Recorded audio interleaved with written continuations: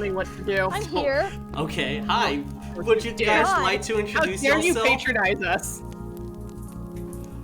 The music is still on and loud. Music? What music? The music. There's music? Hold up, let me check. Is there music? How could there be music? Where's the music coming from? It's the it's like the starting soon music. Really? That should not be on. Okay, alright. That is I know why. Okay, cool, thank you. Hey guys, remember how I had to do all the adjustments for OBS because it didn't want to work? Well, OBS is a fun program that has a lot of learning curves. yeah. Well, I lost the original Burning Fire set little track, so I had to use what I had already.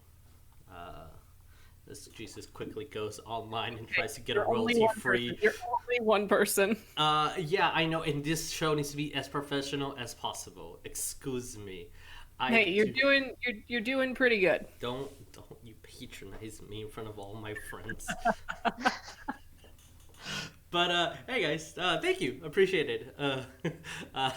Sorry for having loud music. Yeah, since the loud music was on, let's just reintroduce ourselves and hi guys, this is Divine Conquer. We're talking about tone and mood, RPG, storytelling. I'm Jesus. Now you guys introduce yourselves.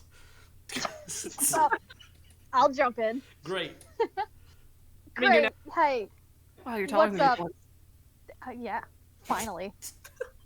I'm on a stool. Oh my We god. are an organized production. The most organized production ever.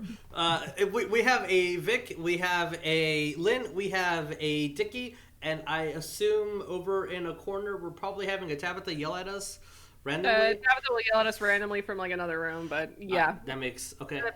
But no, she but not really, no. Okay.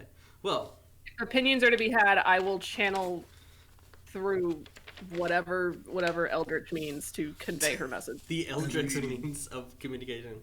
Yeah. Okay. So Be like, Tabitha, come here. No, I'll just yell at you. Oh my It's god, fine. that's I heard it from the Aether and I quickly turned in my room where there's nobody here. I'm like, oh my god, empty studio, and I heard a Tabitha yell at me, and I feel scared. I feel the fear Wes fears every time Aurea just... This is exactly Wes fears. He's just gonna turn around and Aurea's like behind him, looking disappointed. Yeah.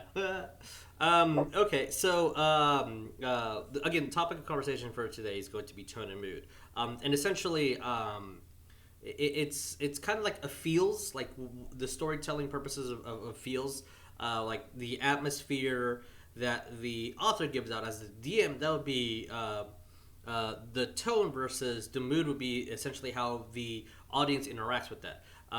So like the internal feelings that the players have, what are they thinking, and like what is the DM describing the situation, and then how that relates to how the audience interacts with all that.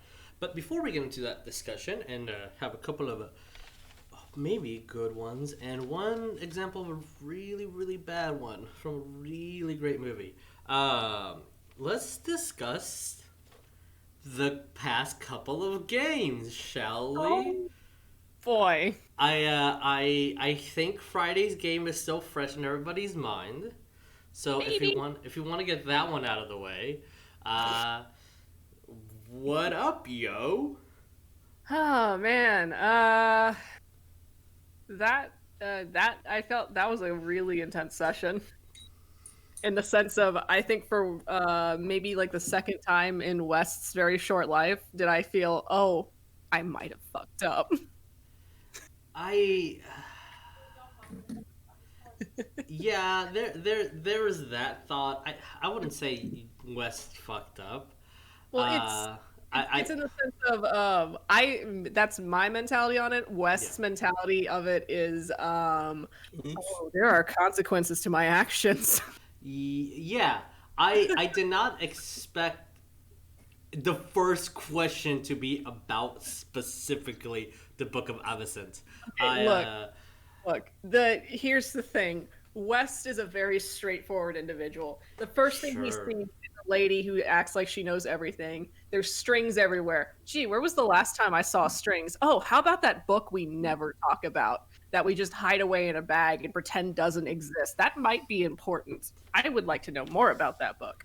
That was So, yeah. like that's a really good correlation. Hmm. That's it. That's all I can say. That's it. That's all I can say about that one. That's a really good correlation. West's brain cell worked overtime that episode. Yeah, and the lady of Silk and String said that it's not that she's omnipotent and knows what's gonna happen. It's just she has the ability to read the strings if it's presented in front of her. So she doesn't Look, know you know more than everything. West, you're It's omnipotent. just sorry. I said, if you know more than West, you're already omnipotent. Right. Yeah, and it's not like she knows your backstory. Is that when you talk, she's pulling at these strings and then reading as much information as she can withstand within that time frame to Oof. Sorry. to get that. That's pretty much how I ruled her, and I enjoyed the hacking out of it. Good luck. Hello, people. Oh, What? hello. There's An an angel. angel boy. has descended from thy heaven. Yes. It's almost as if he heard of my mistakes. Oh no. My bullshit senses were tingling. Colt is like, I need to get on right now. Ariel was just like, I sense West doing some bullshit. Let me get in here. Colton, Nah, we are Apologies for the tardiness. I just got back to San Marcos a while And your back, wings so are tired. Yes, I'm exhausted. The long flight. But, Hey Colton, we're discussing your new best friend that you guys met Friday. no. Yeah, I thought she was pretty nice. I mean, No. she never lied to y'all. No. So as a general, I guess y'all's character interactions, I have a question to the group. How, other than just the no, so this is another entity that is strongly related to Lamash too, Yeah. and now she knows you have a book.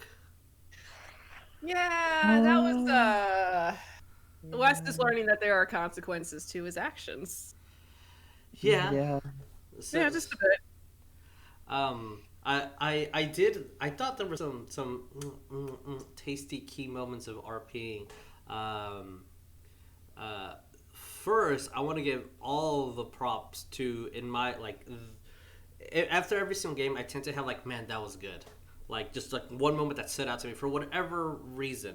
Like play of the game moments. Yeah. It's not like, oh, this is the best actor in the stadium, or oh my god, 3 natural 20s. But it could be like, oh my god, that was a really good scene. Like when Aurea had to say no to her daughter, I like, ow, inside. Or when Orca did 3 nat 20s and killed that level 7 1v1 mechanism, those are really cool moments. But Laz freaking out about the tablet that she saw, and how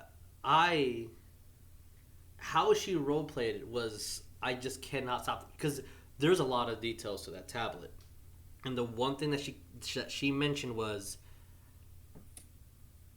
Lamashu is sacrificing people, because the first thing she encountered the cult of Lamashu was she was being sacrificed as an offering to Lamashu by the Hag Council.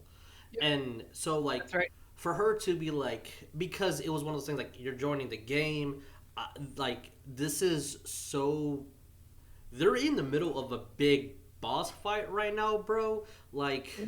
How do I put you in? Okay, and so we came up with the sacrifice thing, and that's something that she didn't have time to really we didn't talk about that. So for that specific event that the player had very little control over, and wasn't a huge discussion thing, to take that kernel of information and use it as such a great dramatic RP moment, I'm like, it was just great. I loved it. I truly did enjoy it. I thought Kelsey was pretty on point with the role play for Laz. Yeah. through that entire scenario of like, I almost died. Here we are in this other shitty situation, and we're gonna die again. And I have one thing on my agenda, and that's not to die. Yeah, So let's split, guys. I I do I want to note that like as I'm poking at this because like I didn't want to be here. I like there's no reason for me to been here. Ariel does not want to be here. Wes, I No. think the only reason why he's doing it is because like my bro is down there and I have some connection to these party members, thus Orc Death. Like this is like that warrior who's like I don't want to, but I have to do it because Basically. some dumb thing in my head about either ownership or what is righteous or what is good. I have to do this. I don't want to, but I have to. Yeah, that's pretty much it. He is probably, I think I'm not gonna say he's the one person that doesn't want to be there, but he is a very aggressively I don't want to be here, and just in his overall attitude and mood Yeah. about how he's handling it.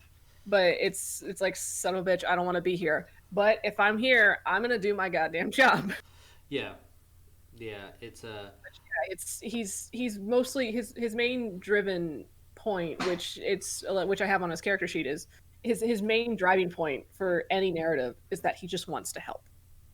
And whether you take that as a positive character trait or just a flaw, that could be flip-flopped either way, but he's just here to help.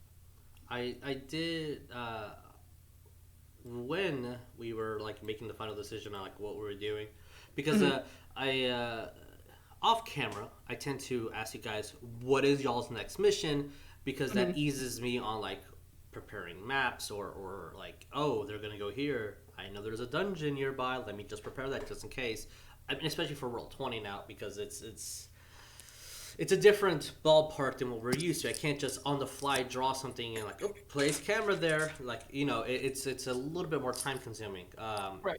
And so with all that, I always check up on you guys and like where do you guys want to go.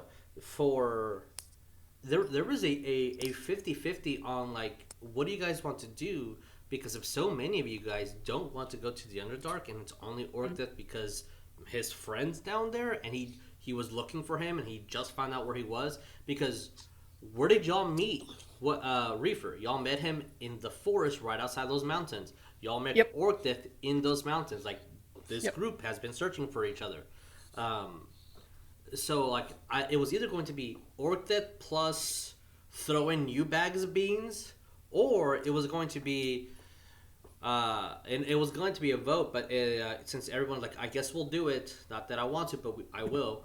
Or it was going to be, again, sorry, Dickie, make a new character, and then I will see how me and Dickie RP that on our own, and what is the outcome, and you guys will find out the outcome of Orc Death's adventures in some way or fashion. Orc Death, the problem, thing with Orc Death is also he's pretty much depending on Cole because Cole's the one that's going to hold the key, whether or not Reefer gets back or not. Mm-hmm. So he's pretty much his job is to take care of him to make sure he. Yeah. So, I definitely like that when they have been looking. You know, it's an old fellowship that disbanded, and they're kind of starting to look for each other again. So, time will tell. Yeah, I definitely there's a lot of concepts with that I enjoy thoroughly. Like first of all, just again like props to the RPing of the night. I definitely when everybody was leaving, Cole stayed in there. Orcted's like I'm not gonna leave. This little tiefling boy is the answer to this child is my mission. Yeah, this child is my mission. Like I can't let anything bad happen to him. And then because Arwell was hired as a hireling by Orc Death, he's like, I don't this is creepy as heck, but like all right, you're the guy that paid me, I'm also staying here. So like Orc Death made sure he had as many options as he could to get his bro back, which is like a great concept. The other, like, slightly meta concept is that I'm definitely enjoying is the idea of like the OG players and the fifth edition versus first edition players like meshing together in the table and making a story. Like it's because Orc has a lot of old school D&D feels. Reefer had a lot of old school D&D feels, and Yeah. like that's a fellowship versus we're a party. Like they mean the same things, but we're using different terminology here, even though it's just the terminology of the era. And I definitely am loving it as I'm writing things and seeing it unfold on the table. Well, now here on the screen, as it's just these mergers of this game that we both love back in E1, E2, and now in E5. It's just it's an enjoyable thing for me for sure. It's basically bridging the gap between the beginning and to where we're at right now. Yeah, and I feel kind of because my experience has always been starting out with 3.0 and like and 3.0 is well not specifically 3.0 but 3.0 is transitioning to 3.5. So I kept hearing the DMs go like, well, what about this new role? What about this other role? Versus what it sounds like in the field is that you and like Dickie and Vic, you guys have always played these games growing up together. So for you guys, it's so natural, and like y'all understand each other's flow, and it's really cool to see that. I think what works between me and Victoria is that we're both writers, and if you're a writer, you have a habit of seeing a perspective from many different angles Yeah, because you're always looking for something that'll tie the story together. yeah, for sure. So I think our background in that allows us to see the story before us and then see our character and then see what options our character has. Yeah, I Because definitely. I'll tell you one thing with Orc Death right now that he's starting to have trouble with is some of the members of the group. Because he's hearing people, I shouldn't have came down. Why did we come down? That doesn't make him feel very comfortable. He's down someplace that's dangerous, and you got people that are second guessing themselves. And you guys like well, as I was writing the recap is like right from the bat, you guys took the first couple of steps, literally steps into the upper dark, and you guys got ambushed by gargoyles. What else is down there? The thing that we keep going back to is every action that the players do, because the story you all are the main characters, it has ramifications, either good or bad. So there are things that happened when you killed the beholder, and you guys will see those things either the good or bad way, but you guys will encounter new changes that are happening in the Underdark. Even though it was just a roam beholder that you guys killed, that beholder had a specific role, and he was called the tyrant for a reason.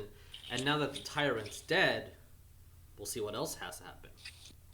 And yeah, for sure, for Orgda to like be going down here and be like, we've been here for 3 days, and all I hear is you guys bitching and complaining. This is level 1 out of 3, and each level keeps getting more difficult. And then we have to face a apparition that literally refused to die from the story that you guys are telling me. And then with all this, try to see if I can even save my friend with magic that I don't understand.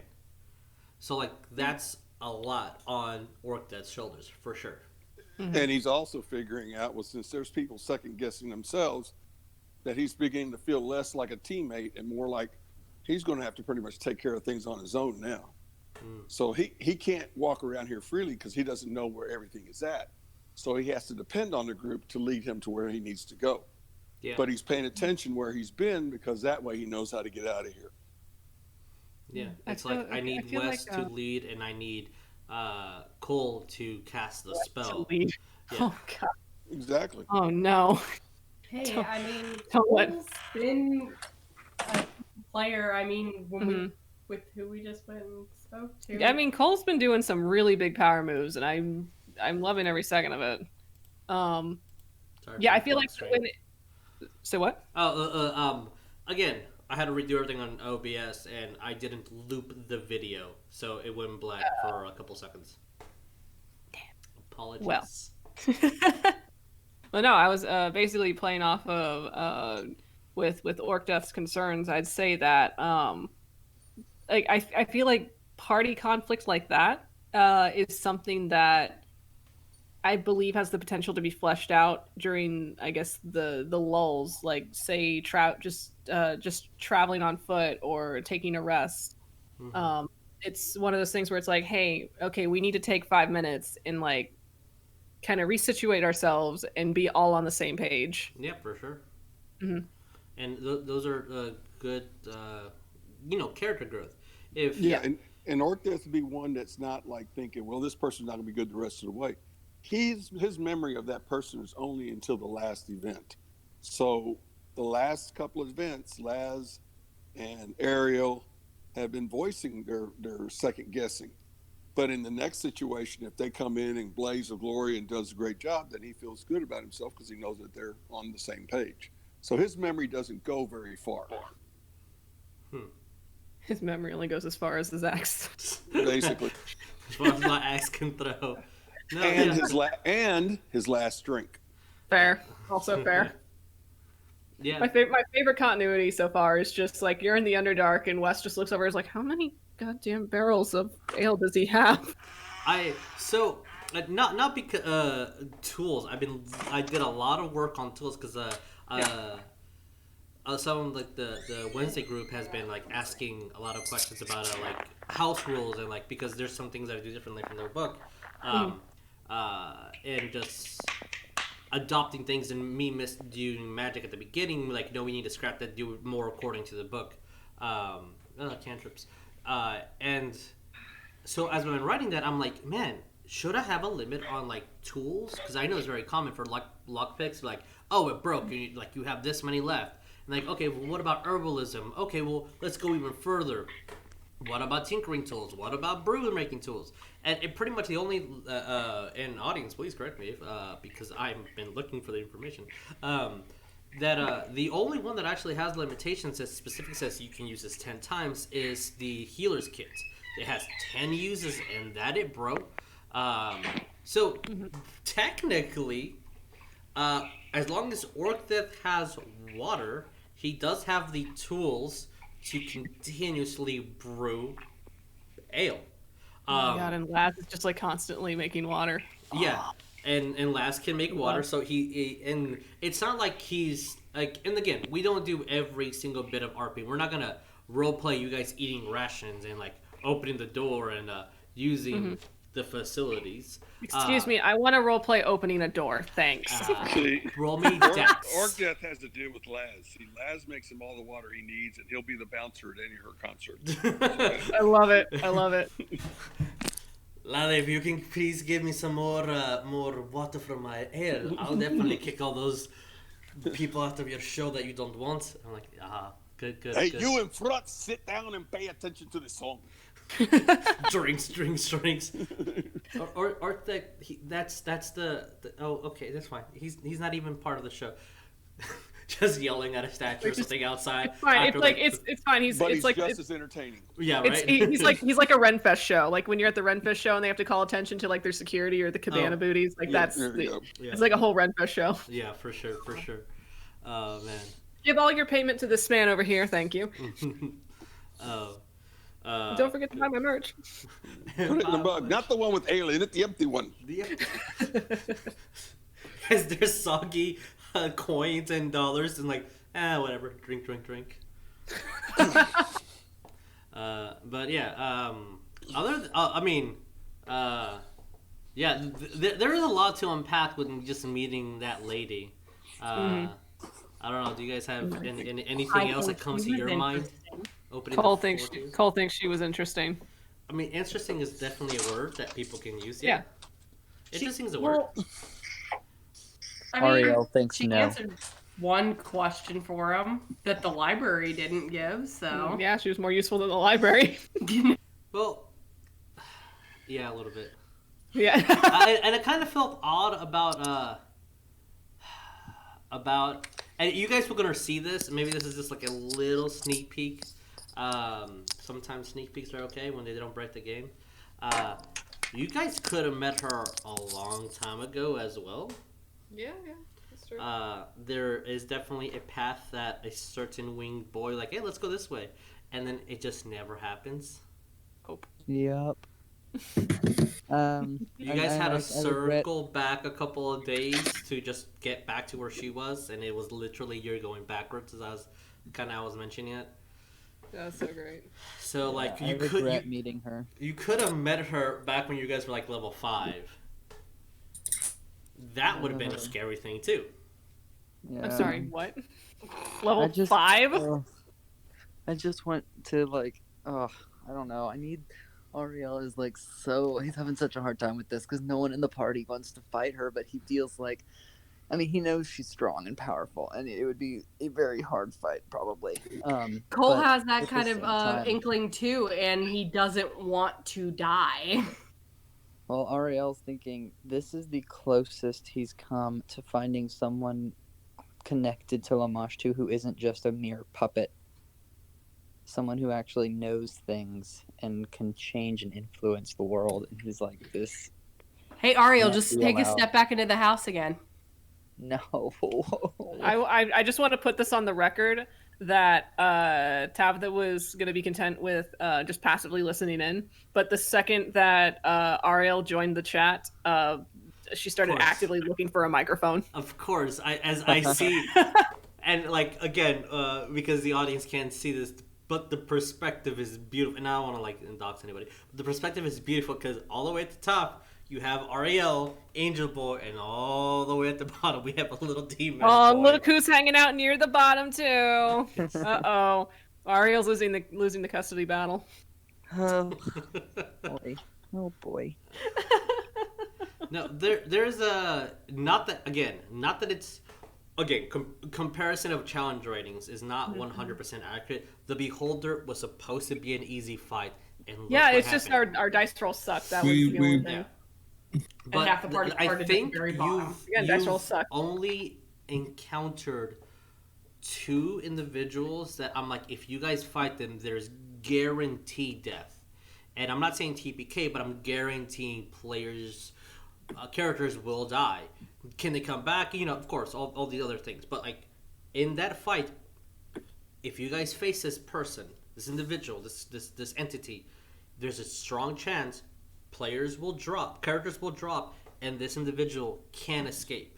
You've only met 2 that I'm like, this is stacked against him for sure. I'm not gonna say who they are, obviously, but I have an idea of who one was, but yeah, most of the people that you guys interact Hobgoblin guard. That one CR3 Hobgoblin when you guys were level 7, that motherfucker. There's only every other entity that I deem that should be like, oh, this entity is powerful. I tend to make them something that is worthy of y'all's fight. Some, like all the way back at Karimaga, if you guys were just to kill the green hag then and there, which you guys could have totally overpowered her, that would have completely. We were so close. I know you guys you were so close, but I think it was just she killed the one honest person you've known throughout the entire campaign up to that point, who like was literally just a good boy who just got mistreated. If Wes just didn't have that moment of hesitation, he probably would have killed her. And if you guys would have, the council would not have been completed to even attempt the ritual. Man. Oh, man. I don't want to think about them. No, I'm not going to think about it. But, Wes does. He just drinks and forgets about the past. Yeah, Wes tried that once. Yeah, it's it works. Now he's got somebody else's past he's got to worry about. Yeah, that's probably the biggest like loop in my like. I didn't expect that one from the players. Yeah. Okay. There's a lot to that. Yeah, so much. But yeah, what is there anything specific? I see that there is a person from Wednesday's game in chat, but he is muted, so I'm gonna leave it at that. But broski, Yeah, what's up? fam, What's up? If you have, specifically talking to the Wednesday guy, if you have anything you want to say, go ahead. You're a big reason why this podcast was started, and you've almost never been on. So, like, letting you know you have the platform to speak and not outing you completely out of nowhere, just talking directly to you. I know you can hear me. Why would you be on the stream if you can't hear me? So, yeah, anything else that you guys wanted to specifically talk about Friday's game, or anything in general about earlier, or ask the players? The floor is open. Crickets. It's usually a spot where, like, I did have a question, but I don't want to say it right now because I want to make sure everybody talks. Because earlier when we were getting ready, like an hour before the stream started, it was just me and Vic, and like, cool, only two, great. This is gonna be back and like, and then slowly, and now look at all the people that are here. It's cool. Watch, one day it's just gonna be you and me chilling on the podcast. God knows what's gonna happen. I think it's gonna be a lot of discussion about this anatomy. Yeah.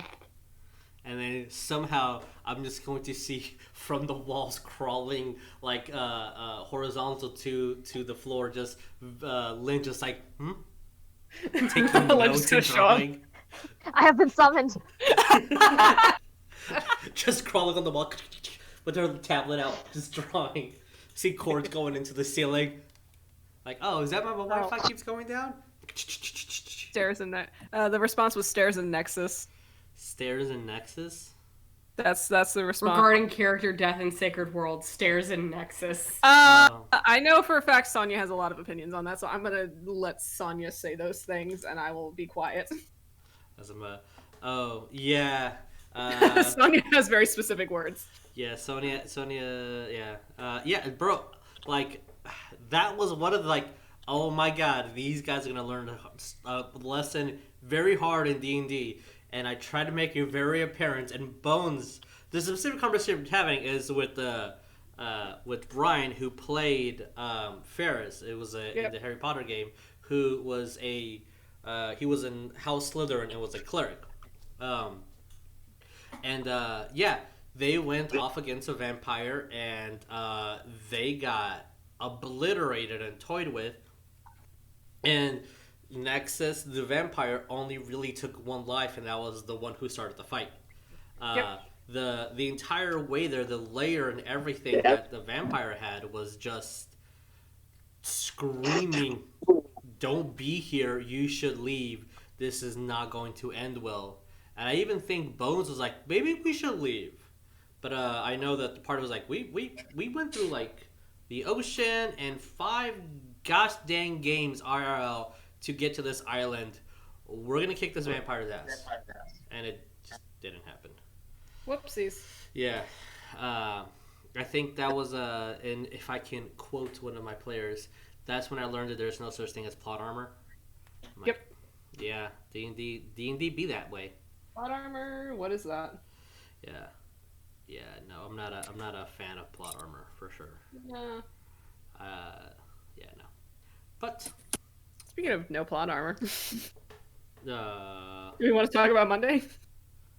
Yeah. What about Monday? I don't know if anyone had any words for me on Monday. I do have one concern, and it's like the last question of the night. We killed this motherfucker, didn't we? Yeah. Excuse me? They can resurrect now? What? I am scared. Jesus is scared. There's a lot of people that can hit hard. And we're distracted.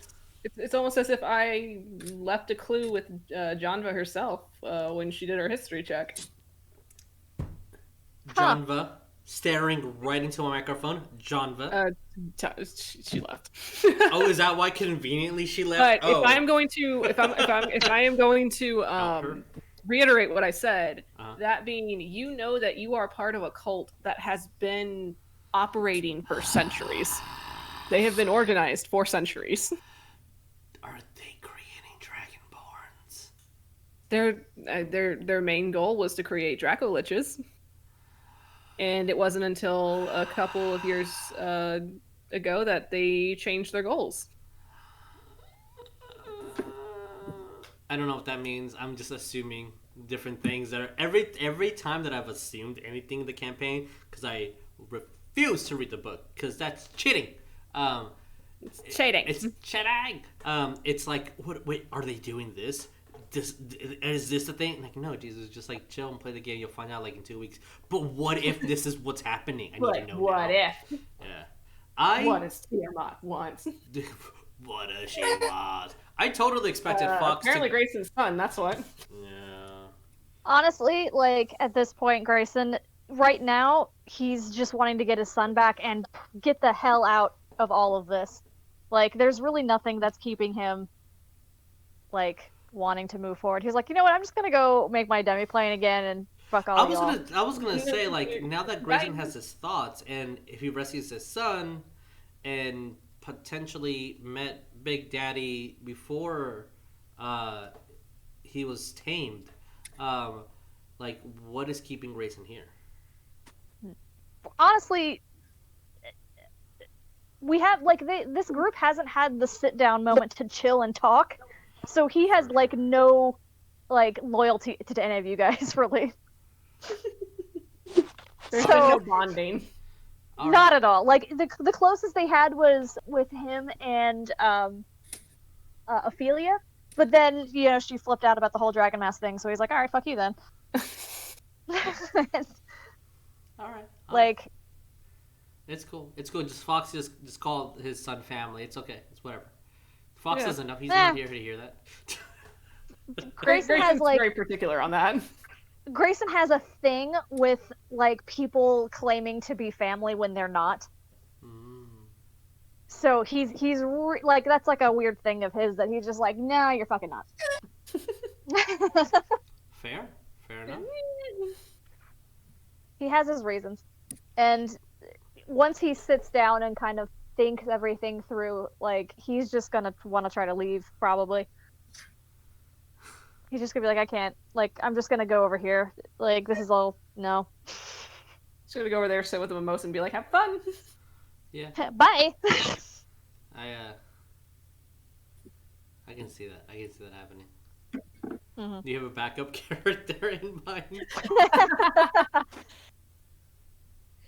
Well, I don't know. I guess it would depend if, like, what Xavier has to say about it. It's all riding on the boy. What? Is Zevi... that's not what you said at all, but, like, is Zevi gonna take up his father's shoes and just stay in the game?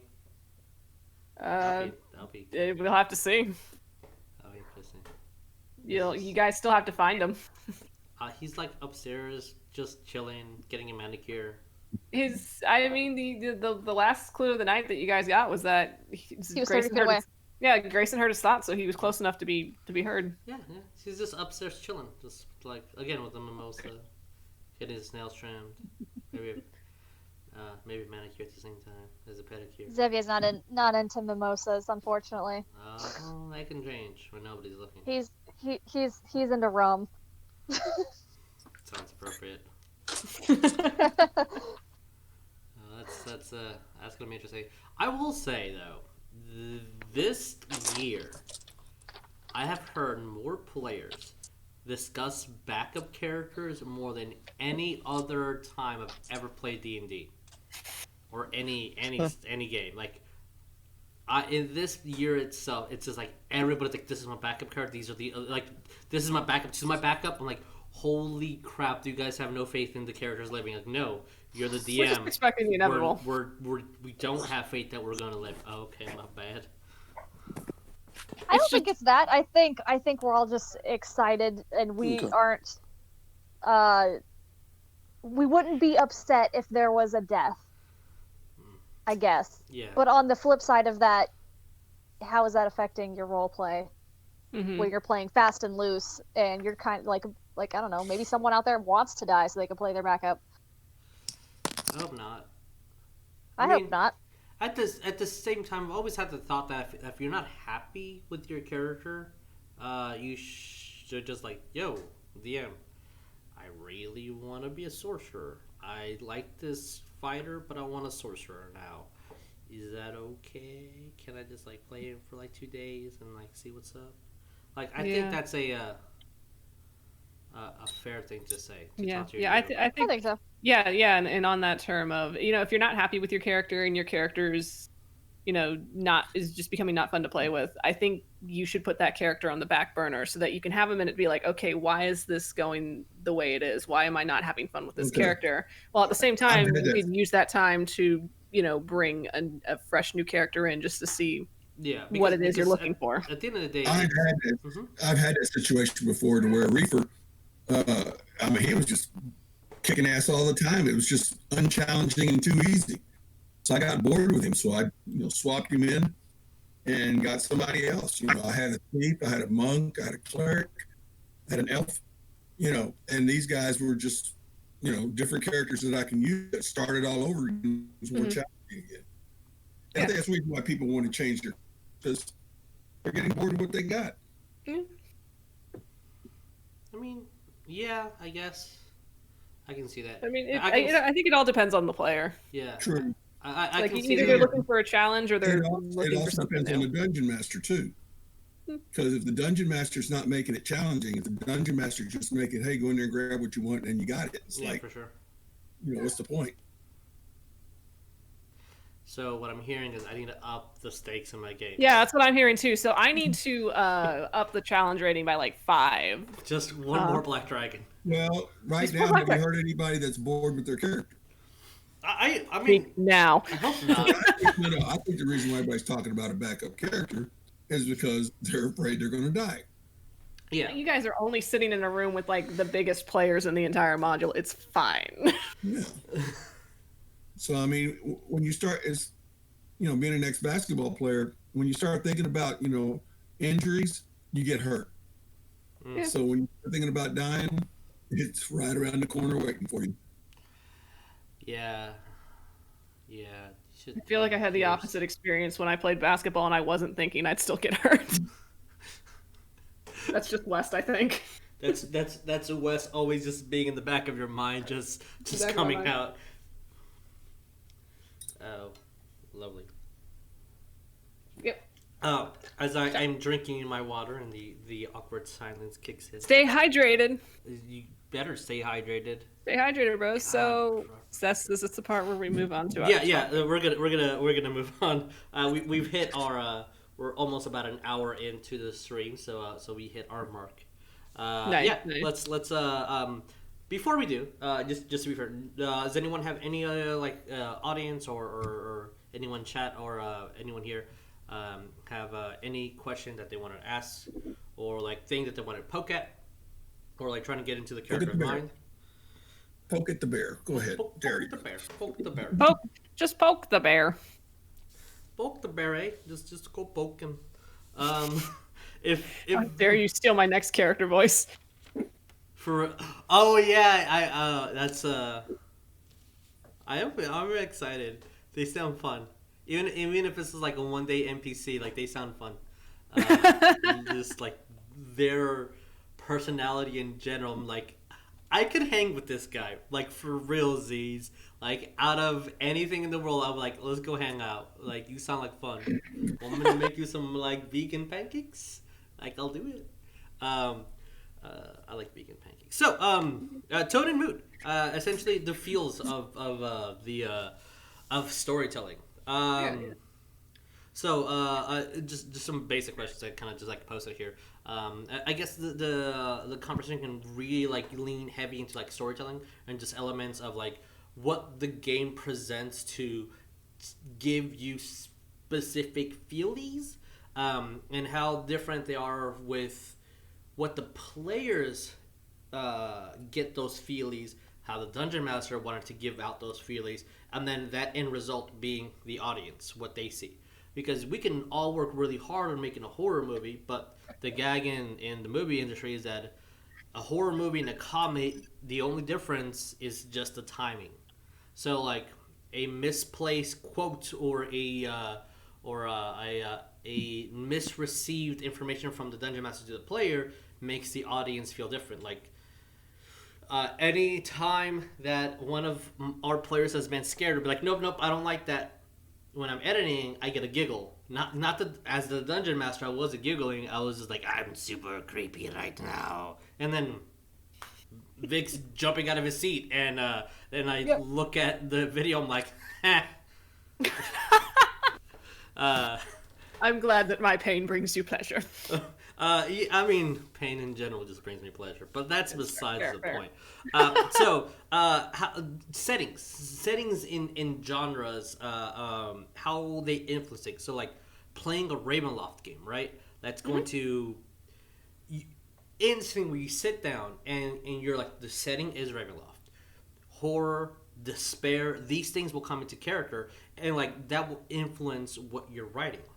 Maybe you want to bring out that little emo tiefling warlock, that the stereotype, or no, I am in a campaign about despair. I want to specifically make a vibrant, radiant Asmir cleric, like that just shines light against this darkness. Like you have that theme definitely influences what the tone and the mood of the situation is going to be. Same thing with like having in a campaign in the Wildlands or in Zelda. Great adventure, exploration, discovery, a Cthulhian campaign or something within those mythos. It's going to be madness. You are expecting, speaking of character death, we're expecting our characters to die. We're expecting our characters to go so mad, we literally need to bring out another sheet. And like that also changed the game to like a exploration game. It's teamwork, right? We need to team together to solve this dungeon or explore this clue and get the correct component for the next mission, so as to explore another cave, another dungeon. Versus like Cthulhian is like, yes, I am scared, it's horror, creepy, but also survivability. How do I beat the game? Because knowing in the back of your head, I have to have multiple character sheets out, because the game is fast paced, and one bad roll equals my madness being so high that I can no longer function as a player character. So I need to bring another one. Like that's already setting a different mindset in the game. Now it's not DM versus player, but it's how do I meta it, or maybe not going to be the right word, but how do I succeed in this game, knowing that there is a meta concept of multiple characters, or something like Bioshocky type of thing, or like a Borderlands type of game, where like survivability is key. Like we never really went super hardcore into rations, but now that we're in the Underdark and I've stated, hey guys, this is going to be harder. Hey yo, you're going to be in there for these amount of months. Last time with the information you had, you needed about this much rations. You should buy rations. That is the dungeon master giving clue to the players. I'm going to take this one seriously this time. We're going to go through rations. If you don't have rations, you're not going to eat that day. You don't eat that day, that is exhaustion points. Exhaustion points in the Underdark is bad news. Like, take this situation seriously with these little things, some rules that we kind of omit sometimes or ignore that we're taking seriously now. Second time around should be a little bit more challenging.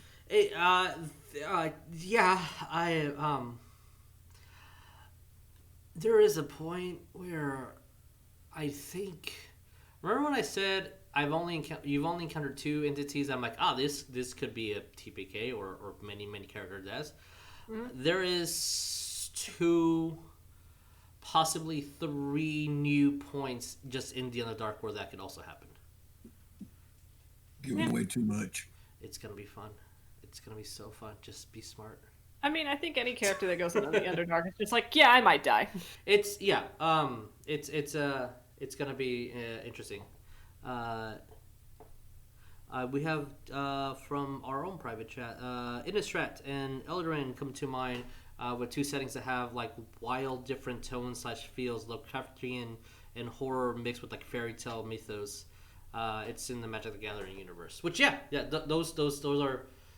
I can definitely see like in that type of setting, the like I want to play a fairy, a very cutesy little fairy, but have this like Eldrazi Titan as like the big baddie, but like my character is so cutesy. Like Don't talk about fairies. You might summon her. I hear another crawling from the walls. It's Jeremiah. Yes, darling. Yes, darling. So with the long spiel, since I don't know how to not ramble sometimes. You're doing a good job. Yeah, you're doing good, bro. Good Sometimes at rambling. rambling is the best way to get information out. I only know how to ramble. I don't know short sentence structure. Your Fair, Period. fair. your rambling produces thought. Exactly. I appreciate that. Do you guys have a specific like type of game because you like feeling something, either reading it and feeling it, or being the person that writes it? For us, we have a couple of writers right now in chat. So, what up? Just any general thoughts on that concept, On writing, or just in general, like because specifically, like again, the topic of the conversation is tune and mood. So like the writer's interpretation in writing something versus like how we interpret it.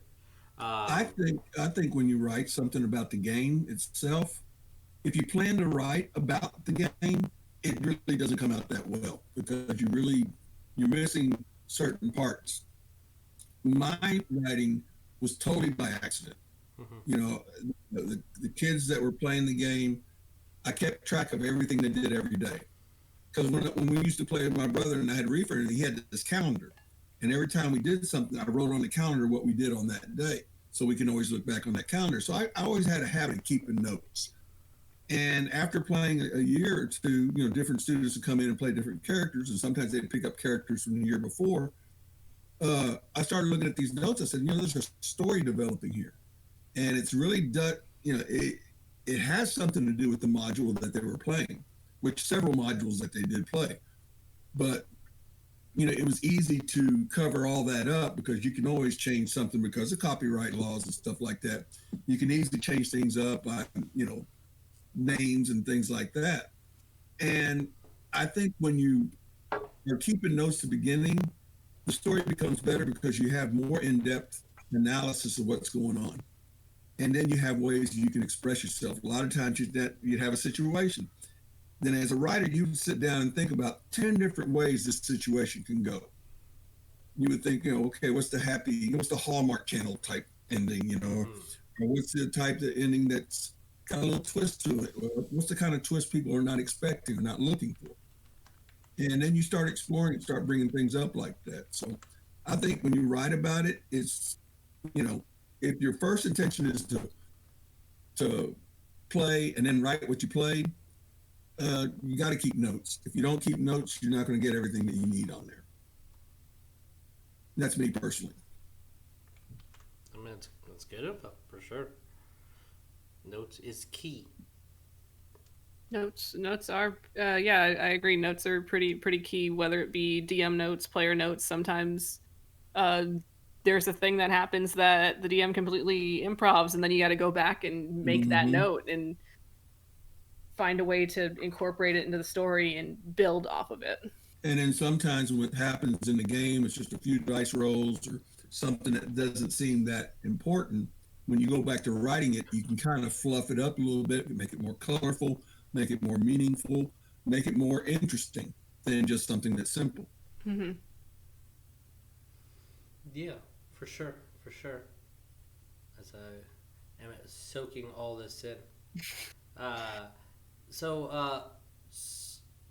For a question, for again, both of our writers in the not that we all aren't writers, but you know what I mean.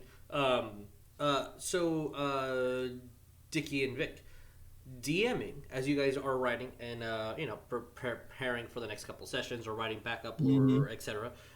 Versus when you have full control of the story, the narrative, the how this character feels.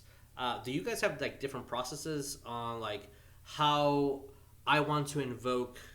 A very easy one for me that comes to mind is like just because I love the genre, like horror, like as an example. But it could be anything: comedy, romance, whatever. Is there a specific process that you guys go through when you are writing your book and you want the audience to get a specific feeling out of the story versus I want my players to get a specific feeling out of it? The first part has to be the players because the players are pretty much the actors. They're the ones that are playing out the role and stuff like that. And then I take note of what they did and then I try to use a few brush strokes here and there, try to make it more colorful, make it more interesting. So, I think the players set the tone first. And then the DM or game master then has to decide, okay, what do you want to do with this? You got it. They did this. Where do you go from here? And I think that's the best part about being a game master is that challenge to create something that makes the players go like, ooh, like nothing makes a DM or game master get all giddy inside when you do something and everybody like, whoa, man, I didn't see that or anything like that. Yep. I mean, that is, you know, that's a riser. That makes you just really get up into it. Yeah, sure. No, I definitely that moment when you write something and then the player is like, I felt exactly what you wrote, what you wanted to bring. That's it's glorious. And the art of storytelling, which essentially D&D is just another version of storytelling. Any RPG is another version of storytelling, which is, in my opinion, the best form of art. In different medias, video games, movies, comics, books, they all have different different ways of interacting with the audience to get a specific feel. And audience participation storytelling, it's so good. If you want to, like, a thought that I've had that we couldn't do because South by got canceled, is that we were all going to play that Resident Evil game. And one of the things, I wanted you guys to do a puzzle, but instead of making you guys do this puzzle in the game, I was going to physically give you the tools for this puzzle.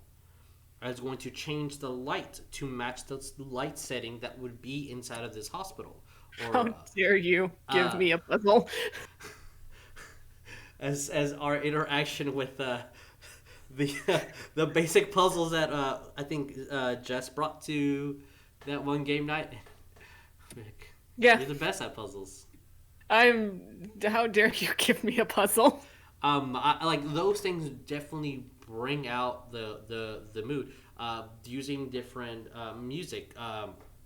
Yes. That helps out so much. Yes. I know that when we guys did the battle royale, just me finding, because we had like our the I think every DM that we had so far on the show has like their quote unquote soundtracks. Like, this is my go-to battle music. This is my go-to creepy music. This is my go-to adventure music. When we did the battle royale, and it was just like that heavy guitar. Dude, crunch. I was pumped for like 5 whole hours. Yeah, it's just that. It was very. That was like the number one thing that everyone was like, that song is definitely mood for epic battle. And I was like, yeah. Because it was not a specific theme to like, oh, we are in the ocean. We are in a cloud city. It's like, this is just fighting, raw brawling, go at it. And those are just different things that are some things that you have control over for like the DM that you can use to manipulate the mood. Or there's been some things that I've seen like DMs using fogs, or if you can, our hack diversion was just as Ryan to blow smoke from his vape pen into the scene, and just even though theater of the mind is excellent and amazing, there's just some things that are not explicitly told. Like when Tabitha pulled out the Lord of the Rings game and was just like, here's all these stones that are actual just rocks from the outside, and all the spider web and this huge giant spider that we had to face. Like, that scene was so cool. Mood lighting is amazing. We don't really use it in the show because we're producing the show. But like at home games, like turn down the lights, like put in some little things that shine red against the wall that make it look super creepy if you need it, or start playing, like, bring a lute to the game as a bard or a harmonica. I had a player do that once. Oh, I had a player that went to Goodwill and found an old box harp and she fixed it up because her character was a bard. She fixed it up, she retuned it, and she brought it to her to the games to play as the bard. It was pretty awesome. Yeah, that's really good. Like she's like, I want to buy this because I'm gonna be so annoying. That was her reasoning. I mean, okay, well, that aside, that's good. Like when Kelsey and Colton, like when we were going through that like exploration seed ventures, like they wrote, not that like we ever showed anybody, but you guys wrote sea shanties, if that's the correct way to say it, and like that was so cool. That's so cool. Y'all should sing it, remix it, master it, and release it because I want to hear it so much. I'm waiting for a specific event in our game, and I'll actually sing it. Dude, I know someone you can commission to sing like songs that you write. Like she does like a really good job doing a lot of music stuff for D&D. What? That's so cool. Who are? Yeah, I just shared her stuff today on Facebook. Oh wait, was it the really cute beholder? Yes. Oh, I thought it was just art. I should. Click the link. That's a SoundCloud. Click it. Listen to it. She's got a beautiful voice. Okay, will do. Fine. Well done. I'll add it to the to-do list. Add it to your to-do list. So, blah, blah, blah. Question to the in any games that you guys have played, opening up to the audience if you guys have any. If you can name one time, and if nobody names one time, I'll feel like I didn't do my job well. But joking aside, like a time that the DM presented a specific mood or feel, and you guys were like, I am immersed in this. I feel like the tone. I feel the mood that you're presenting, and I am interpreting exactly what you guys are saying. Exactly what you're trying to present. And not just sort of like an, oh, that was a good RP moment, like one where like, I am here. I feel what you want me to feel. I definitely have one. And that being the very first the little village that we came across before we reached Karamaga. And we got to know these people. We sat down. We ate food with these people. We broke bread. We got to know them by name.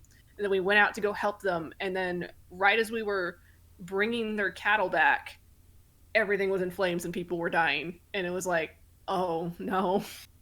No, yeah. And it was in that moment where I'm like, you motherfucker, you let me get attached. Yeah. That was definitely a really immersive moment for me because it was like that feeling of these were people that West had befriended, and these are people that he has now lost to some cataclysmic event, which parallels part of his history. And it's like, okay. I'm thinking about that part. Yeah, that's true. I really didn't think about that. Yeah. Yeah. It's like if because I've been spending some time going back and like rewatching some of the stuff from the campaign, and it's just like. Not that I'm specifically watching myself, but because I notice that whenever I'm sitting at the table, I move way too much. So... No. Those are just little things that, like, I appreciate that because what it says is, like, I care about this little project that we're doing, this Divide and Conquer thing, and I want to do good. That's a word, right? Gooder is a word. Correct me, writers. I wanna improve on this thing that we're doing. Like Jeremiah is showing a lot of interest in doing Let's Plays, and so is Jess. To the point that like I want to do these. Like I want games, and I know we don't all have time to do them. So like let me do them in my own time. Can I edit it as well? I have this other project I want to do. I'm like, you guys are so cool. Everybody show your art and talents. I love it. But yeah, what about the rest of you, quiet folk out there? I'm not gonna out you guys. What? Out everyone. Out everyone. Colton, Tabitha, I don't know if you're there, and Griswold's not in the chat, and as soon as I said that, he just left the conversation. Yeah, totally not outing Tabitha, Lynn, or Colton at all. You're gonna make more people leave. everybody closes. Hey, Everyone Vic, just closes out. I guess it's a you and me Bye. show now. Bye. Close off. As I literally hear a door opening in the As back. the door literally opens, you're just chasing everyone away, man. Oh, You just lost Colton.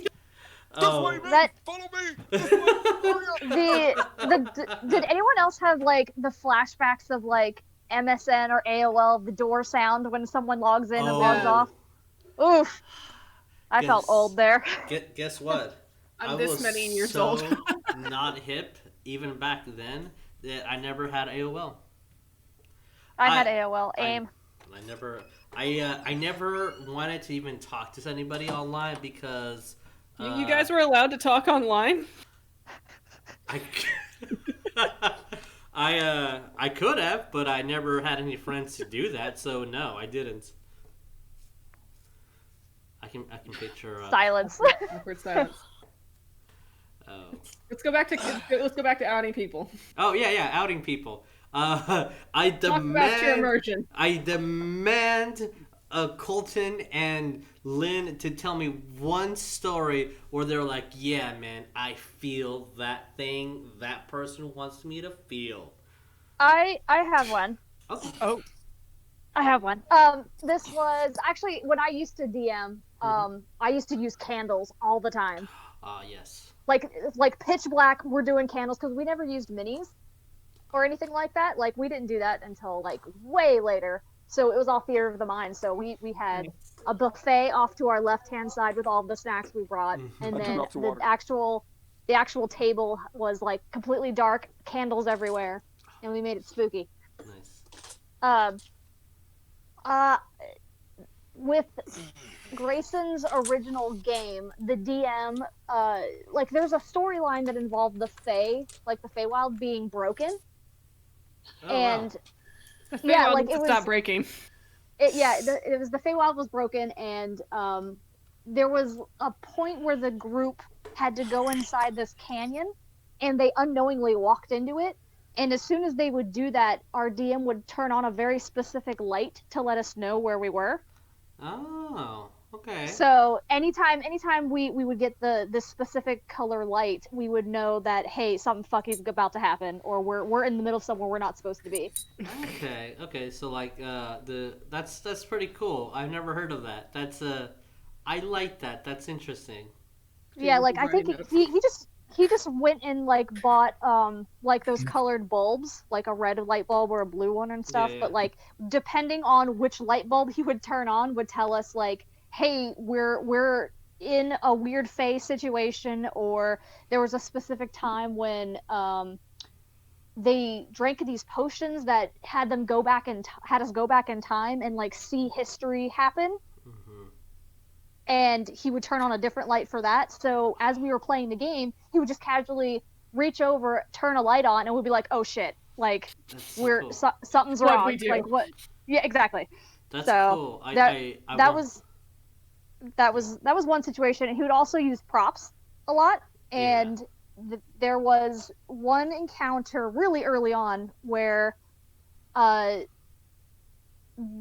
bard had like killed this tiger thing that attacked us and skinned it, and she was like, "Oh, I'm gonna go sell the pelt or whatever to the shops afterwards," and we're like, "Okay, cool." So the next day we went to the shops, and they're like, "Oh yeah, I want to take out that tiger pelt and sell it to this merchant," and he's like, "Okay." He goes in the back room, comes back out with a bag. This is our DM doing this. Comes back out with a bag, and he's like, "You reach into your bag." And he holds it out to the player, and he's like, "Put your hand in." Oh my god. That's so good. And the character was just like, the player was just like, "Okay." And he reaches in there, and he feels something like really weird, like it was wet, and it kind of felt like skin. It was disgusting, and he was just like, "Okay." And he's like, "All right, do you still do what you do and take it?" He's like, "Yeah, I'll pull it out." And in the game, he pulled out a human pelt. Oh. Because he apparently killed a druid. Oh my god. That's funny / scary. But apparently what was in the bag was just like one of those weird fiber cloth dish towels that he just got wet. with like warm water, and he just shoved it into a bag and was like, "Here you go." Perfect. I like that. That's good. It's like God. those kitty haunted houses where like their eyeballs and you touch them and it just breaks. Yeah, Oh, yeah, like that's lovely. the spaghetti and all kinds of stuff. But yeah, I really like it when DMs mess with people or have puzzles that they actually have to do Yeah. on the table, because I had a plan to do one at one point that was you had to pick a lock, like an actual lock, Oh, dope. That's cool. and yeah, like I would put a master lock on the table. There was going to be a ring with a bunch of different keys on it, and if they solve the puzzle, it'll give them a hint to which key it was, or they can just sit there and struggle with it. But it was timed. That's Watch me throw the lock. that's good. It is a little like yeah. First of all those are I feel like amazing. those like kind of puzzles add to like a sense of urgency, Yes. especially if it's timed. Holy crap! Yeah. Oh. I've never seen my players panic so badly when I said, "All right, you have 3 minutes to get this, or it's gonna be a TPK go." Oh my God. I those are definitely like tools that are amazing. Slash taking notes. I want to do some when we get back to the studio after this whole situation is over. But brings me to two things. One, first, that point of like that you're in the moment. Oh, yeah. The storyteller, the referee, the GM wants to give you a specific. Here's that that urgency. I need you to feel that panic that your character, obviously, because they live in the real world, and I mean in that world that is not real to us. We're like, man, it's my turn's in a couple of minutes. I'll think about what I'm gonna do. Versus like, oh my god, we need to do this right freaking now. Like, oh, stop jittering, let me do it. Like that whole like urgency. Like that's a great feeling. And when the players are doing it and they're that immersed, going a little bit like pulling the curtain here, because of our specific shows, the audience feels that, and they feel bonding with the show. Like when you're reading a book and the author beautifully writes how panicked this person was at trying to open the lock because the guards are coming and they know they only have a certain amount of time before they get the answer to the poison that's killing their mother or whatever. Like you feel that, and that's amazing. That is the perfect tone and mood for that. And the beauty of us sitting at a table and doing this interactive storytelling is that we can play with so many different things to just get that out, and it's so cool. Something I'm not going to do, but I did hear a dungeon master that I respect how they do death saves and how it 100% changes the urgency of my character just fell to 0 or below HP, which see if anyone out there wants to do it. I'm not gonna do it just because I don't feel right about doing that. But holy crap, does it make you panic for sure? Take away the ability for the players to roll death saves. The dungeon master rolls them. The dungeon master also does not tell the player if they passed or succeeded a roll. That's brilliant. So when Joe Schmo's character falls, the dungeon master's like, "All right, I'm rolling your death saves. You do not know what's happening. The players don't, because like, oh, he got an 18. All right, he's good for 2 more rounds, bro." That takes away the seriousness of, dude, the druid just fell. Like, what are we going to do? I thought that was brilliant. And like that definitely makes you want to be like those moments because if I roll a 1, guess what? My next roll could kill your character, and I'm not going to tell you. And if you guys waited 3 turns before you healed them because you thought, "Oh, I can this is the odds." We got 3 for sure. You know, it'd be the best situation to do that. When you're dealing with the devil or somebody that takes souls. That way you don't know it. That's true. Yeah. I can definitely see those things working. And that is a very good entity to do that. Yeah, when they're playing with something that something that's innate to us, our soul. It's a very powerful, strong Yes. thing that we have, but we never touch it, we never feel it, we're not present to its awareness. So yeah, it's a very clever thing. Yeah. Mm-hmm. I do like I'm that. nervous. Speaking of devil. Speaking of devils, I'm nervous. No, yeah, I thought that was pretty cool, and especially because it's like there is that mentality of and I've seen it. A specific like image comes to mind, but there is a mentality of like, oh, what's the point of the dungeon master screen specifically, right? Like, if you just have it, I know you're not being honest about your roles. Like, well, there's a certain type of thing that I might want to present to the group, and that needs a beat, that needs that story element. Like, and not because I'm trying to hide my roles, but or something as basic as like, I just don't want you to see what miniature I have. But even that in of itself, like, back in the old days where like we didn't have as fancy as like your dungeons were literally just paper drawings like back in those days, or even further. And a good scene that comes to mind, and I thought did it excellently with the actors, was in Stranger Things when they were like, I forgot the kid's name, but when they were describing the situation, all the players were like, yeah, whatever, just drop the lights, we can handle it. And then the DM immediately put down the Demogorgon, and everyone's like, oh my god, like you immediately were immersed because the theatricality of using the DM screen as a tool to present the mood you want them to feel, so they have a set tone. I love those. Yeah. I love it. It's good. It's good. Can you guys tell I like Dungeons and Dragons? No, not at all. You might have a slight interest in it. Just a little bit. I might buy a book or two. Just on my side on occasion. At your funeral, we're all going to be rolling 20s. Oh my god. Oh my! Instead of roses being given to me, it's just gonna be D20s. Just gonna drop some D20s in the hole. Yeah, right. Yeah, my will's gonna be instead of having a what's it like when kings die with their treasure. I just want to be buried with my dice.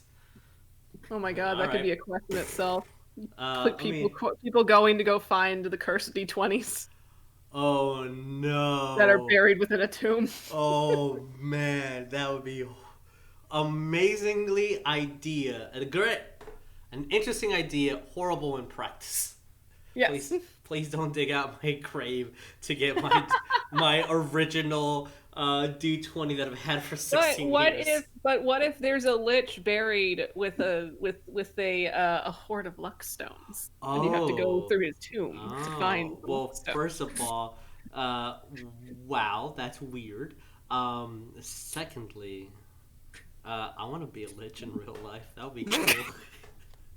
Ask Glenn how to. I think that's been figured out already. Oh, what up, Grayson? What's up? What up? You want to teach Jesus the ways of lichdom? That wouldn't be Grayson. That would be someone else. But yes. Okay. No, I was talking about you specifically. Oh, just me in general. Yeah. Don't give them my secrets. Is that why you're buried underneath the walls? So nobody finds out your secrets. Nobody's gonna come to this nerd's room. I'll just have my lair here. All I want is a wizard tower, man. Very tiny lair. I have a RIL wizard tower. It's kind of cool. Tabitha knows about that wizard tower quite well. I'm not gonna say anything because that'll just bring her out here. Literally, she's already out there just watching. She's gonna come out right now and be like, "What the fuck are you talking about?" And like nothing. You see her eyes peek out of the covers. Yes. And then when you're like nothing, just they lower back. Just don't say the word wizard tower. Just don't. Yeah. So, one real last thing that I have before we just talk the SHI words. The Shiite tea. The Shiite tea, yeah. It's delicious tea. As a great example of something that is amazingly written, and we've had this kind of discussion back when we did some of our movie reviews, where it's like there's definitely love for this project. Mm-hmm. There's definitely great writing. There's amazing talent of the time. Like the art style is perfect. The animation was done beautifully. This one is like one of the most expensive movies ever made by one of the richest production companies ever that holds so much influence worldwide. Like the technology to bring this movie to life was gorgeous. You cannot like the movie in itself failed. You're talking about cats, aren't you? I am talking about a type of cat for sure. Yes. Cats. The reason why Tone and Moon is like the tone was there for sure, but the audience, us, we did not read it because of one little thing. So like Lion King, cats exactly. Did you know? Hey, here's my one fat day. Did you know that they in their OG version of Cats, they animated the cat's buttholes? That's a fact. Yeah, the butthole cut. Yep, they cut the buttholes out of those cats because why? Why would you even do that? Why was money spent on that? Who? Why? No. That could just be said for the entire movie, to be honest. Yeah. The cats are buttholes. Oh, the movie. Why? I mean, the entire musical itself was based off of a short story poetry book, so there was like really not much depth to begin with. And it's like when you go to a play, you're like, wow, dude, this person is doing amazing ballet. The music is gorgeous. The interaction with the audience. Look at the costuming. Beautiful. Great musical. Don't add logic to things. I don't hear any notes on the writing. Maybe because it was a short story? No. Is there a thing you're trying to say right now, Vic? Is there a point you're trying to make? No points to be made here. Just cats. They're just cats. Just cats, and sometimes people do make questionable choices in the 80s. The 80s has drugs. Just been questionable choices. And some that I wish I lived through. I mean, drugs too. Drugs. Mostly drugs. So much drugs. All the. So much drugs. So Lion King, aka Hamlet, furry Hamlet. It's like that. The not live action, the CGI movie, because it wasn't live action. It was an animated movie. I actually just watched this movie like 2 days ago, and I was texting Vic the entire time, like, "Oh my god!" Yeah. Like, dude, live updates. You have such. So I watched the movie too. Wait, have you not seen the movie before I continue rambling about how bad this amazing piece of art is? I got text by text play by Lynn, so technically yes, I watched the movie. Okay. All right, understood.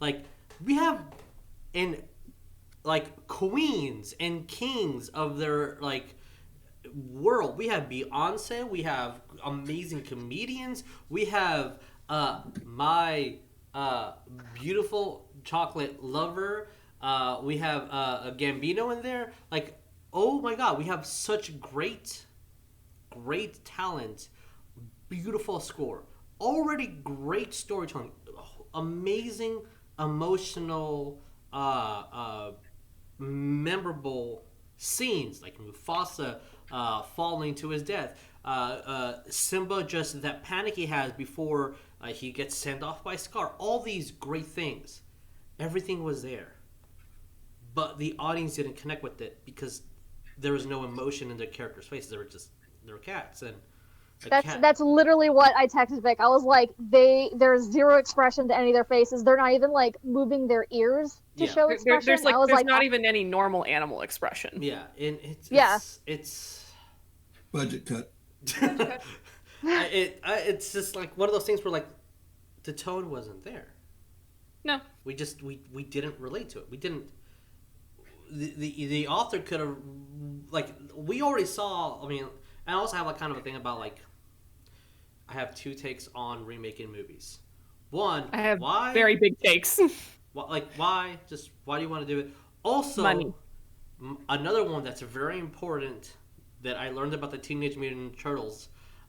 Speaking of which, Teenage Mutant Turtles watch party is the 23rd. I think it's going to be worldwide.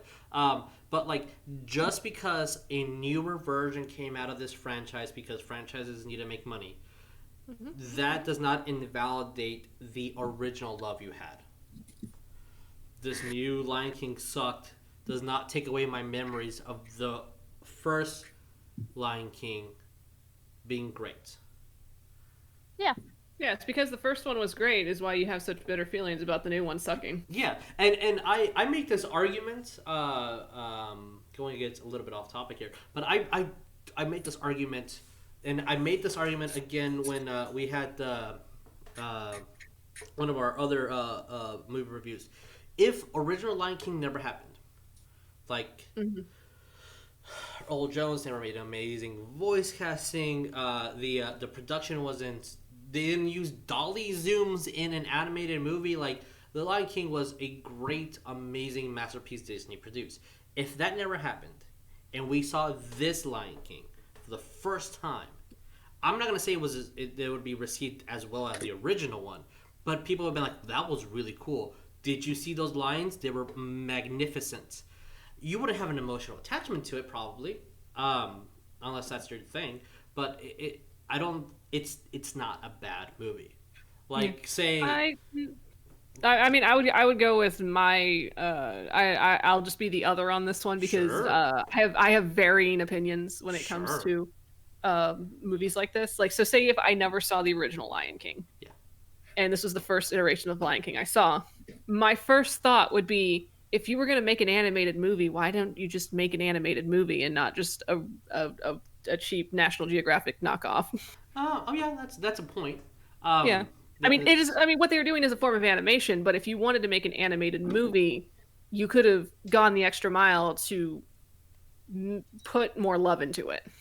I will say though, The Lion King, I never got the sense of Uncanny Valley. No, Never got that from the digital version because they didn't show any expressions. Yeah. you're just like looking at animal. Yeah, Yeah, pretty much. exactly. And like, what was that? What was that film that we watched? The Cauldron. The Black Cauldron. Yeah, like, same exact conversation almost. Oh my gosh. The art was amazing. The fibers on the hair of the lions was amazing. Like, the hyenas looked gorgeous. The elephant graveyard was beautiful. The stone looked real. Like, everything looked amazing. The weight of the elephants, like, it was beautiful. Garbage movie. I just because I feel like also if you're making, I mean, this is going more in the realm of what falls under like different topics about art, but in the sense of it, making a movie like that, I feel like invalidates other mediums of animation because you can only take it seriously if it's hyper realistic. Yeah. Which goes to like the limitations of our storytelling. Yeah. And again, more evidence to my number one love and prop to the OG king of storytelling, which is our table, the RPG ones, which is goes to our topic of the mood. Like, that extra element of not making the animals have, like, just Sonic was such a much better. Not that it was a good movie, and I will fight you. It's not a good movie. It was an enjoyable meme for sure. It was a great meme, and I enjoyed. Tease me, I haven't seen it yet. I enjoyed it more than I thought I was going to. But changing Sonic's eyes to be more relatable made me feel what the authors wanted me to feel. Made me feel what the production and everybody that spent countless hours and sweat and tears into this project, that's what they wanted to feel. Like, when you guys came to the table and you had the Fox's Good Goo, like, I just wrote, here's a kind of cool twist on breathing underwater mechanism. Yeah. Here, apply this goo, and then you guys made that goo real. Now I felt the consistency of it, the viscosity. I saw like. Oh my god, you actually opened it. I ate some of it. I became no, of course not. God, who would do that? That's. I'm like thinking of the shelf life of the slime, and I'm like, please don't open it. I fear that one day it's just going to explode, and all my terrain in the storage room is just going to get covered in goo. It was a nightmare getting it into that bottle. I will tell you that. Is that real snot? Did you just into that bottle? I went to Fox himself. Of course, and he into that bottle. Yes, he did. Little did you know, like pulling the curtain back again. Fox's good goo is literally just snot. I love it. Thanks. You had the power to breathe in the water all along. It was in your heart. You just need to believe in yourself. Just slathering turtle snot onto your body just made you believe. God, that's so gross. Snot itself is just gross. Ugh. It is. Yeah. Different textures of viscosity is just. Have you ever had that thing when you just you think of something and you get that crawl in your back of your neck? Yeah, that's a. Yeah, I get those. I get those a lot. That's all Fox's good goo. Oh my god. Oh, I think we've buried this topic and smacked it to the ground. What did we come out of this conversation? Game masters, write good and do things to make me feel creepy sometimes, or scary sometimes, or feel like a hero sometimes. Use things. Make me feel what you feel. That's beautiful. Yes.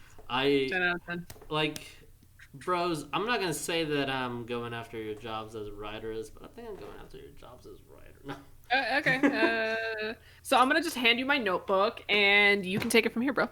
All right. And now introducing the new writer for the Alistair Conference. Not me. Do you have any idea how horrible that would be? Okay, thank you for submitting the next chapter, Jesus. A couple of notes. Every word's misspelled. And why is this in Spanish? I don't even know what that is. That is a doodle. And I don't know what you're trying to say. Hey, it looks like a man with legs. Is that Grayson? He's not part of this right now. Oh. Yeah. So, I will open the floor to any, as we're slightly shorter than per usual, but not by terrible, about 13 minutes. I have more to add on please add. the Disney remake thing. Okay, bro, this is a Lion King podcast now. Changing the name on Discord, right? Well, we're talking about more, writing. no, yeah, it's more about the writing for it. Mm-hmm. Not like just remakes in general. I've noticed with every single live action remake of a Disney movie, starting with like Alice in Wonderland, I noticed it first there, and then I also noticed it in Lion King. I've noticed it in all Cinderella. I've noticed it in Cinderella. I've noticed it in pretty much all of them. Beauty and the Beast, but everything moves too fast. Yes. Like, there's no point where a character just sits and, like, digests information. Yes. And, like, I don't know what it is, but it's literally in every single movie. And I just happened to notice it when I watched The Lion King. I have a because theory. there was a scene where, like, the Rafiki monkey was up in his tree and he sees the tuft of hair or something. And he just immediately gets up, grabs it, looks at it, and he's like, hey, he's alive! And I'm like, bro, you didn't even, like, register what just happened. You just literally stopped what you were doing. Yeah, like that's a pet peeve of mine. Yeah, I think that's. I think I'm thinking about it. That is a noticeable trend now in at least a lot of more recent movies in general. Is there's just that sense of urgency that you need to pack as much information as you can from an hour and a half to 2 hours because you got to keep your audience invested. Because everybody's attention spans are growing shorter by the day, so we gotta. And that's a crime because first of all, you're taking away from the person watching it, trying to figure things out. You're just serving them, just like being a high school lunch. You just plop it on the dish. Here you go. That's yours. Yeah, that's how Like, I feel about a lot of recent movies. It's a good analogy. It's like, let me figure it out. Don't hold my hand while I'm watching this movie. Thank Let you. the character like figure shit out quietly, Yeah. so I can figure it out with him.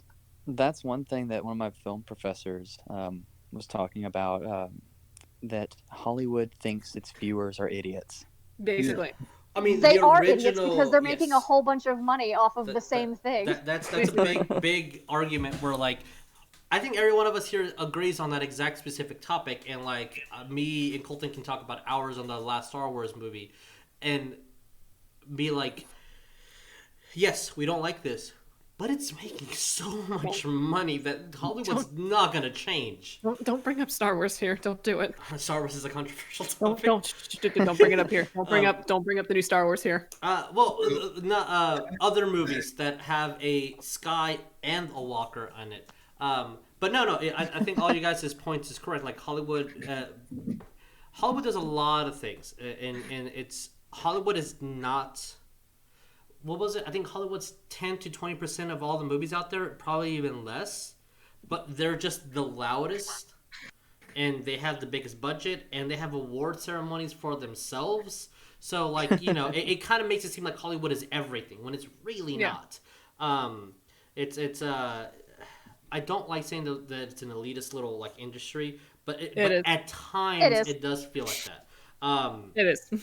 And I think here's my joke of the day: is these gosh and dang young millennials and their attention span. It's not these young 30-something millennials. Yeah, these 30, 40-year-olds.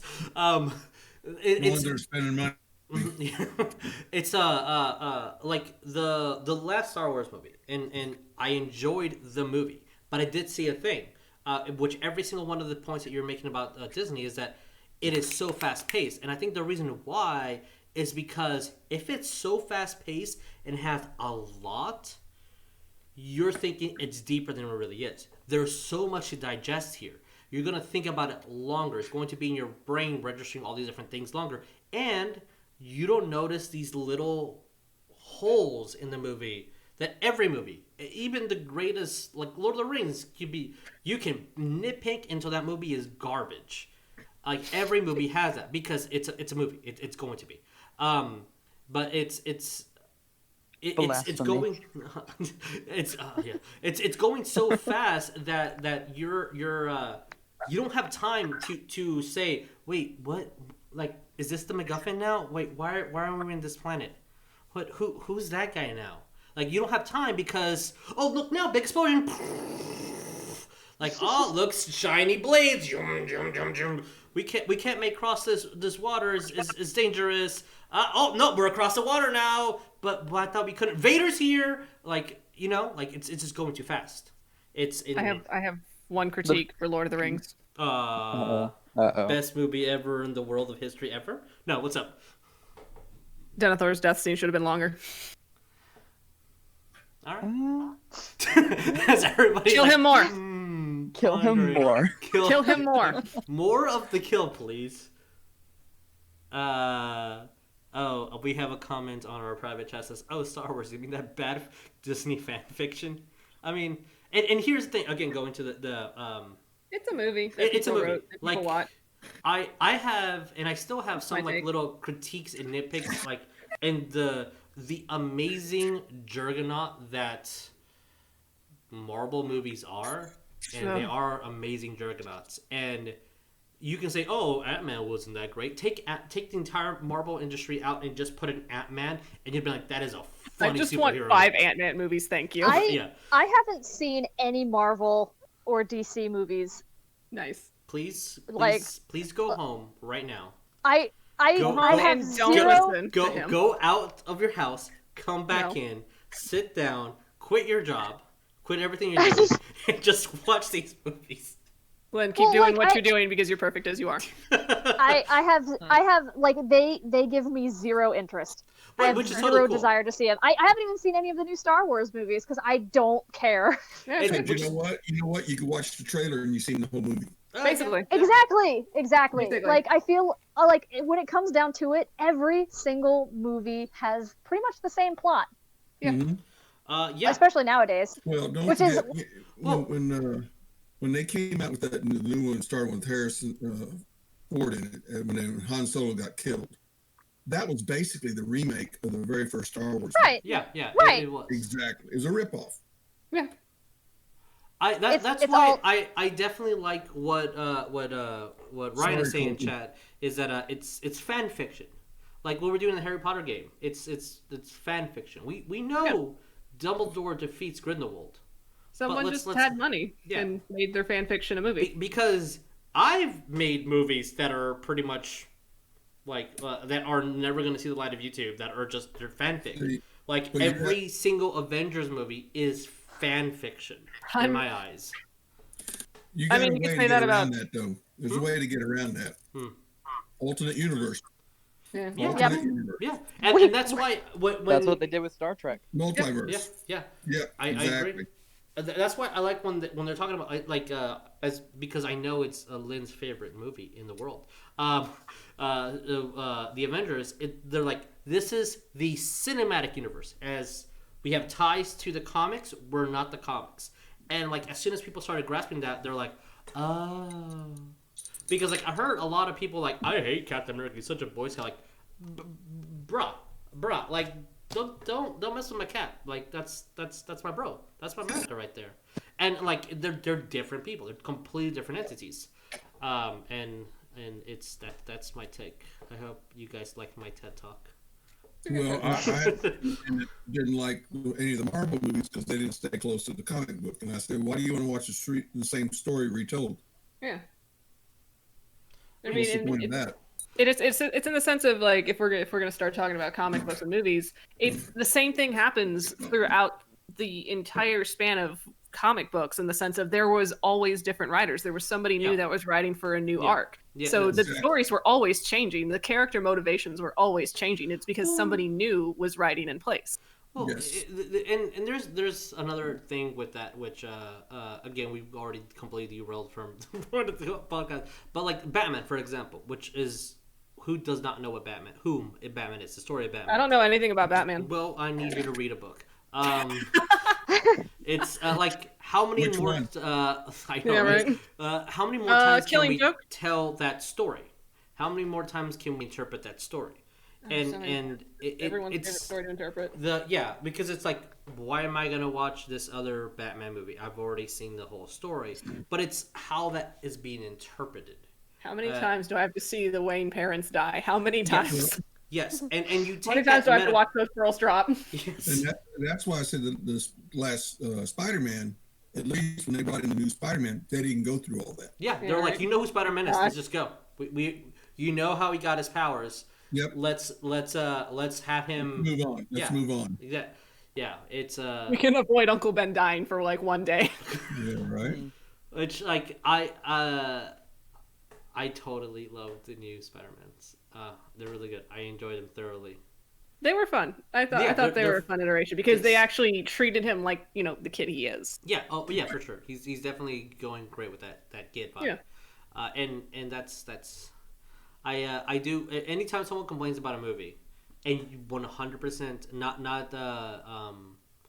taking away the authority that you have in disagreeing with the movie or saying I didn't like it.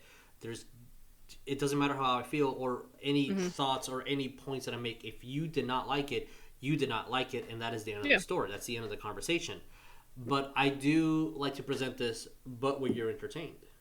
If you didn't like the movie and you were not entertained, then that movie failed. If you didn't like the movie, but you're like, well, I mean, 2 hours did pass by, and I mean, and everybody's got different tastes for different things, and for sure. Like at the end of the day, like if somebody says they don't like a movie, it's not going to ruin your day for them not liking a movie, unless there's something really messed up with you, and you feel like them not liking a movie is going to ruin your day. I think the culture of critiquing, especially with like YouTube, has garnished. I think might be a good word. Let's nitpick everything, which not that things should not be nitpicked. Like criticism is key.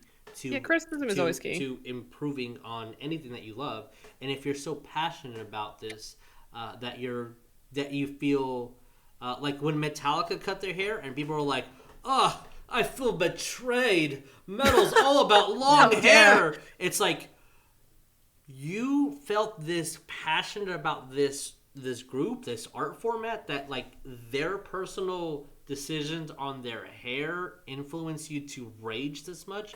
Yeah, that's love. That's you have a love for these comics, you have a love for this movie, you have a love for this art form, that when it changes,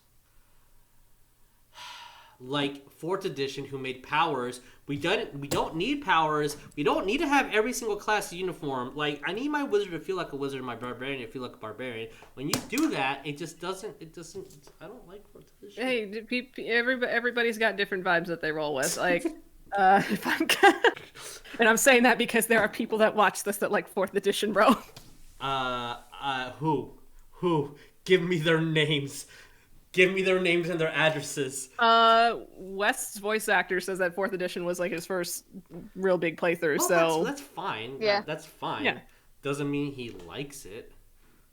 Putting words in his mouth and totally not having him in the conversation at the current to defend his positions and say good points. He's West's voice actor, so Vic does have to put words into his mouth. I do. I have to put words into his mouth. There's a dick joke somewhere in there. But yeah, he's Grayson's guy too. So yes. Oh, there's yes, plenty he's also of those Grayson. with Grayson involved. There's gonna be plenty of things and orifices entering other holes. Get out of my fanfics. Can't. When I keep getting the pics, so can't unsee what has been drawn. Hey, you asked. I mean, oh no, I did it, and I thoroughly enjoyed every single inch or double inches. Multiple. We should just make you a giant like tapestry. Yeah, what? Oh, that'll be cool. I can go through like the transitions of like the thought frames of all the fanfics and like, no, it should be like 6. What about if it's 12 inches? But with all that aside, I would like to thank every single one for watching us completely derail into a more passionate We should just have podcasts about Look, we're nerds at heart, so we are, and it's the fact that you're passionate in anything should be respected and loved. Mm-hmm. Please continue to have love for things, to have love for the arts, because hippies, moments, and hugging, I don't know, whatever. Go be nice to one another. Don't be mean. Stop being mean to people. Stop being mean. Drink water. Stay hydrated. Stay hydrated. Go hug somebody. Be safe out there, y'all. Go make stories. Go learn about what tone and mood is, and then talk about something else afterwards. Yeah. Yeah. I mean, hey, we get all of our story beats, ideas, and inspirations from movies, comic books, and the like. So yeah. And then we just hoard it all up, and then we just use it in our tabletop games. Yeah. But I think also is that we can add a twist when we say something, because if you do something exactly as a movie, people see that. Yeah. And but when you put it in there and then you twist it, that's when it gets into it. Yeah, for sure. And it's fun to do this style of storytelling. Nobody look at my movie watch history, because it'll just give away the entire plot of what I'm writing. Isn't the plot of what you're writing? What you're talking about? I was gonna say, isn't it already technically in a book? But you're talking about. No, I'm talking about the other comic thing that I'm writing. Yeah, for sure. I'll tell you what really tips me off is I've been writing this story for over 10 years and putting it together, getting characters together. And I said, hey, this is a cool name for a character. This is pretty cool. And then movies will start coming out with those names. And I'm like, are you serious? Yeah. Welcome to that name. Do it anyway and say you did it first. Yeah. Screw anyone else. Say you did it first, you did it better. Yeah. What is our constant joke? Keep it out of spite. That's what I do. I keep it out of spite. Somebody told me to change a character name once, and I just kept it out of spite. It's my character now. I'm naming it. It's my character. I'm doing whatever I want. Yeah. Well, it's like Victoria and I've we're in writer's blocks, and a lot of people bring stuff in, and some of my characters have unique names. And one of my hero's characters is called Strider, but his name is spelled differently, spelled with a Y instead of an I. And well, that's Lord of the Rings. I said, no, it's not the same name. It's not the same person. Yeah. And How dare people have the same name as other people? I know, I'm right? telling you, If I meet another Bob in my That- world, That never happens. No, it never fucking happens. so we only got unrealistic. one in the universe right now. Yeah. Other people stealing your ideas is a constant that we live in. Yes. And people that just nitpick for the sake of nitpicking because Well, we they've went got through nothing better that to at do. writer's blocks. We went through that with writer's blocks, and that's the reason why we walked away from it, because people would just look for things to. People would look to complain about your book, but then expect you to praise about their book. Basically, And it was ridiculous. I still know people like that. I can give criticism, but I cannot take it. Exactly. Yeah, exactly. The whole person of I'm going to give you as much criticism as I can because I'm within my right, but don't you dare criticize me because I'll be very mad about it. Exactly, and then I'll come back at you next week and go after you on your book. Exactly. I'm serious. That's the way they work.